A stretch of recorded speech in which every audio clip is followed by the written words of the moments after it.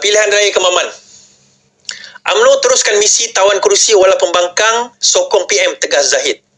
Sokongan pembangkang kepada Perdana Menteri tidak mengubah pacaran politik UMNO untuk pilihan raya akan datang, dengan Presidennya Ahmad Zahid tekad menawan kembali kerusi yang kecundang. Bercakap kepada pemberita di Pemukiman Biro Politik Bahagian-Bahagian UMNO Kedah, Zahid dan juga Timbalan Perdana Menteri berkata merampas kembali kerusi-kerusi berkenaan perkara penting buat partinya.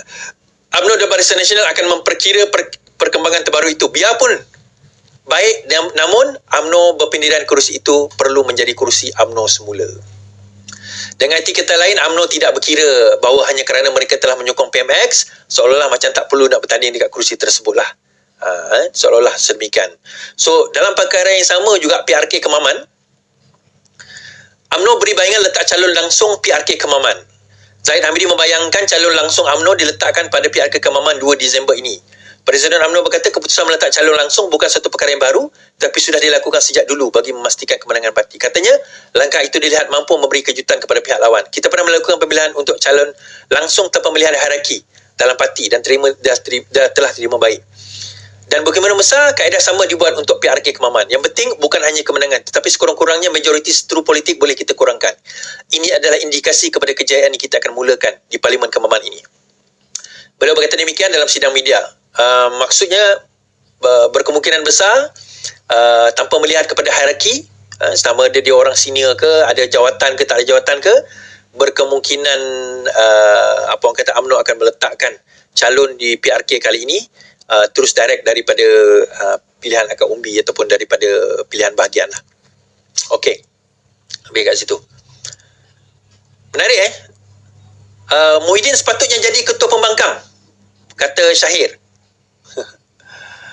Sokongan 4 ahli Parlimen PN tidak akan beralih arah sekiranya tanggungjawab sebagai ketua pembangkang digalas oleh pengurusinya, Tan Sri Muhyiddin Yassin. Bekas Ketua UMNO Bahagian Johor Bahru, Tan Sri Syahrir berkata, jika Tan Sri Muhyiddin Yassin mengisi jawatan ketua pembangkang, tentunya beliau dapat benar-benar memimpin ahli-ahli Parlimen PN dalam Parlimen. Menurutnya, kehadiran pemimpin mereka di barisan hadapan perang politik di dalam Dewan Rakyat pastinya akan merangsangkan mereka. Ini adalah satu sebab mengapa ahli Parlimen itu tidak segan silu beralih sokongan kepada kerajaan. Sepatutnya beliau pegang jawatan ketua pembangkang dan tidak serahkan kepada Hamzah Zainuddin. Jelasnya kepentingan yang sama juga berlaku apabila Presiden UMNO yang juga pengurusi BN, Datuk Seri Ahmad Zahid, menyerahkan jawatan ketua pembangkang kepada Datuk Seri Ismail Sabri. Dan kecelaruan dalam UMNO dan BN itu juga tercetus sehingga Ismail Sabri sebagai naib presiden pula yang menjadi Perdana Menteri ke-9. Okey. Maksud Syahrir di sini tuan-tuan begini. Ujung dia berkemungkinan lah keempat-empat pemimpin ini akan berfikir. Keempat-empat pemimpin ini akan berfikir. Kenapa aku nak sokong pasukan yang ketua dia sendiri pun tak berani nak ke depan? Faham maksud saya tak? Dia akan fikir, macam mana, kenapa aku nak sokong satu pasukan yang ketua kami sendiri itu pun tak berani ke depan? Dia ada satu buku, apa orang kata ditulis oleh Simon Sinek, salah seorang leadership guru. Dia mengatakan why leader eat last, dan kenapa a leader adalah seseorang yang mengorbankan diri dia untuk kepentingan kumpulan dia. Tapi dalam kes ini, kumpulan dia dikorbankan untuk kepentingan diri dia. Itu yang berlaku. Dan disebabkan oleh perkara tersebut menyebabkan apa orang kata, ramai di antara mereka melarikan diri. Ramai di antara mereka yang merasakan bahawa perlu tidak, macam tak nampak hala tuju. Tak nampak hala tuju ni ke mana? Diorang ni ke mana sebenarnya? Kan diorang tak nampak hala tuju parti itu ke mana? Bersatu itu ke mana? Diorang tak nampak di mana mereka akan pergi selepas ini dalam isu ini, dalam pertembungan ini dengan Barisan Nasional, dengan Pakatan Harapan. Dia orang tak nampak. So kenapa? Sebab ketua mereka sendiri pun takut nak pergi ke depan. Ketua mereka sendiri pun takut nak pergi ke depan. Itu masalah dia. Dan yang menariknya tuan-tuan, orang bersatu bila dah lah melompat, bukannya dia nak pujukkan apa. Dia kata apa? Kita baca. Orang macam ini kianat, tiada hati perut bersatu. 4 ahli Parlimen bersatu yang menyokong Perdana Menteri dicabar meletak jawatan dan bertanding sebagai calon bebas bagi menguji tahap sokongan yang diraih mereka. Ketua Penerangan Bersatu Razali Idris berkata 4 ahli Parlimen itu telah mengkhianati pengundi dan penyokong parti. Mereka ini bijak, nak jadi wakil rakyat tetapi tak nak jaga kawasan. Kononnya bila kita pecat mereka, mereka jadi bebas dan tak ada tanggungjawab, macam saya kata lah. Saya fikir orang macam ni khianat, tiada hati perut dan tak fikir kerja keras jentera yang dia dah beri dia kemenangan, katanya. Oh, dia kata tak berhati perut. Tak berhati perut. Ini tak patut. Orang kata pengkhianat. Tak berhati perut, keluar macam tu saja beri sokongan. Tak berhati perut. Sedangkan orang dah bagi undi pada dia. Tak berhati perut. Tuan-tuan, saya baca kenyataan pada 24 hari bulan Februari. 24 hari bulan Februari tahun 2020. 24 hari bulan Februari tahun 2020. Bersatu keluar Pakatan Harapan.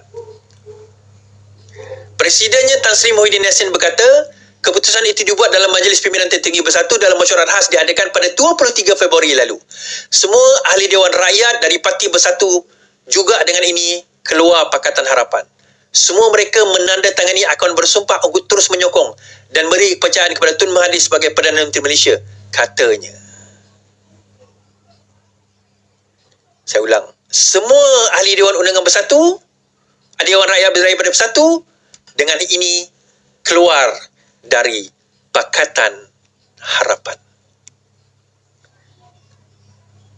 Tuan-tuan, siapa yang tak berhati perut? Siapa yang tak berhati perut? Pada tahun 2019, waktu kita menghadapi serangan yang teruk, keluar daripada kerajaan pada waktu itu dengan alasan tak nak bagi Anwar Ibrahim jadi Perdana Menteri. Keluar. Tarik sokongan. Tumbang kerajaan. Sekurang-kurang ini tak tumbang kerajaan, tuan-tuan. Ini kerajaan makin kukuh. Lagi bagus. Yang itu tumbang kerajaan. Pelabur lari. Investor tak berani. Pop-pop, tup-tup, nasib baik. Bukanlah nasib baik. Tapi terus PKP pada waktu itu. Balasan Tuhan, kan? Siapa yang tak berhati perut? Siapa yang tak berhati perut pada waktu itu? Yang menariknya, ada satu video saya buat, tuan-tuan. Video ni saya buat pada tahun 2021. Rambut saya pun macam ni dah rupa dia. Mana audio ni? Ni. Okay, saya nak share video ni. Saja saya share. 2021. Saya rasa ni sebelum tumbang, ke selepas tumbang? Ya, lepas tumbang. Sebelum tumbang, saya tak ingat. Muhyiddin Yassin kepada Ismail Sabri.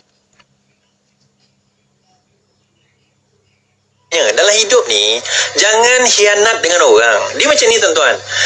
Kalau dia BN, ya saya lawan dia kerana dia BN. Tak apa. Lepas tu pilihan raya kita lawan lagi. Kan? Kalah, kita lawan lagi pilihan raya. Saya berapa pilihan raya dah saya lawan sejak saya balik daripada Malaysia 2004, 2008, 2008, kemudian PRK, kemudian PRU, 13 PRU.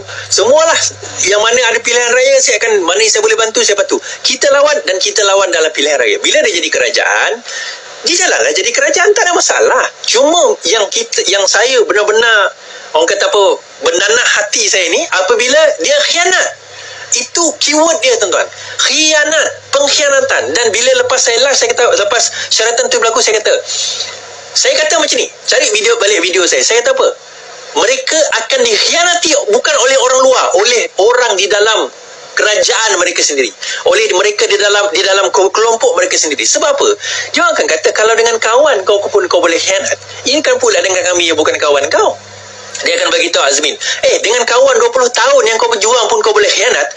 Dia bagi tahu dengan Muhyiddin Yassin, dengan kawan yang dalam UMNO berpuluh tahun kau boleh khianat. Ini kan pula kami dalam UMNO ni, kamu nak setia. Pas mencakap macam tu, akhirnya UMNO yang khianat, tuan-tuan.